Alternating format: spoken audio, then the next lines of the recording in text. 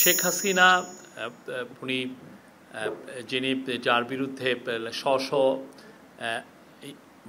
ছেলে মেয়েদেরকে খুন করার অভিযোগ আছে, আপনি জানেন, ঢাকার বড় কসাই উনি, ওনার চেয়ে বাংলাদেশের বুচার অফ বেঙ্গল। তো উনি ওইখানে বসে কি করছেন বা কি নির্দেশ দিচ্ছেন সে অবশ্যই আমাদের মনিটরিংয়ে আছে। কেউ যদি আওয়ামী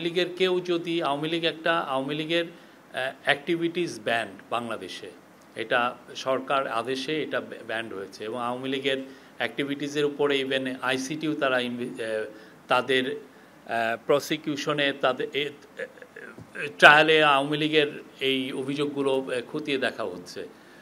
তো যারা কেউ এই ব্যানকে ডিফাই করে সভা সমিতি করতে চাবেন, ঝটিকা মিছিল করতে চাবেন, যাই করতে চাবেন, সেই ক্ষেত্রে আমাদের আইনের full force of the law apply হবে, কঠিনভাবে অ্যাপ্লাই হবে আইনের, এখানে কোনো ব্যত্যয় হবে না। এই জায়গায় এই গভর্নমেন্ট 1 ইঞ্চি কাউকে ছাড় দেওয়া হবে না। কেউ যদি এটাকে উদ্বুদ্ধ হয়ে একজন খুনি ফ্যাসিস্ট লিডারের দ্বারা উদ্বুদ্ধ হয়ে কেউ যদি ঝটিকা মিছিল করেন, তাকে আইনের আওতায় আনা হবে।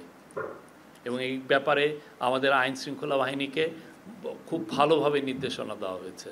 আর উনি সোশ্যাল মিডিয়াতে অনেক প্রথম থেকেই তো আমরা দেখছি যে অনেক কথা বলছেন। এইখানে আমাদের যারা আন্দোলনে ছিল, আপরাইজিংয়ে, আপনি জানেন লাখ লাখ ছেলে মেয়ে ছিল, তাদেরকে উনি টেরোরিস্ট বলছেন।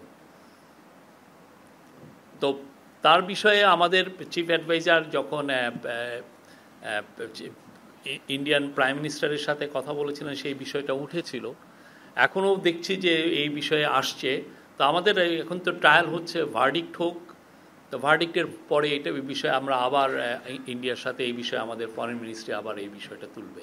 না, আগে আমরা চিঠি দিয়েছি না, তার এক্সট্রাডিশনের জন্য তো আমরা চিঠি দিয়ে রেখেছি।